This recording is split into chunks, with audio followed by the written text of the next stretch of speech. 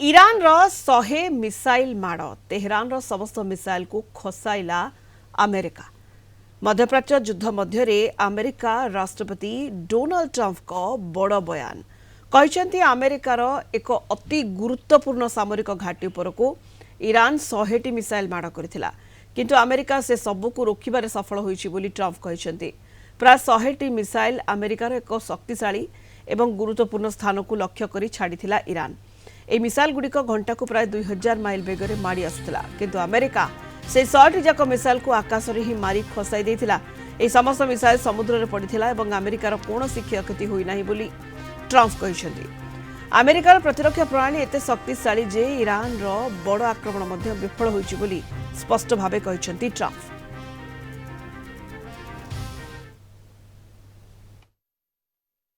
All made in America, but we make the greatest. We had an attack. 100 missiles were shot by Iran at a very important thing that we had. I won't tell you what it was for certain reasons. 100 missiles going 2,000 miles an hour were coming at this element of importance, tremendous power and importance.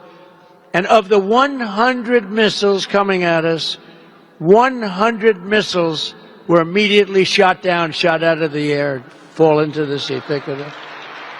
Not one missile got through. That was the Patriot system. It's great. We have the best equipment in the world. We have the best military, the most powerful, most lethal. प्रतिरक्षा विशेषज्ञ brigadier Abhimanyu Raut आम सहित phone line में जोड़ी होती। Brigadier Raut आलोचना को स्वागत करने को चाहिए।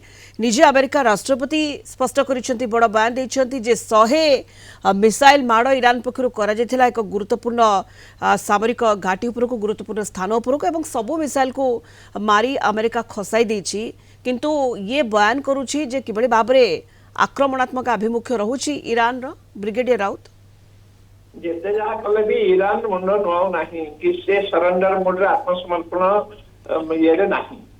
आपण देखंतु से 15टा सूत्र देले ये 6टा केतले 5टा ए प्रकार जो प्रकार टर्म्स एंड कंडीशन जो शर्त दउची ईरान आ अमेरिका दुई पक्ष जाक दुई नदीर दुई धार रे बसी दुई पक्षर बसी से माने सब करछन दुई जन जगह हाथ मिलेला पर लागू नहीं।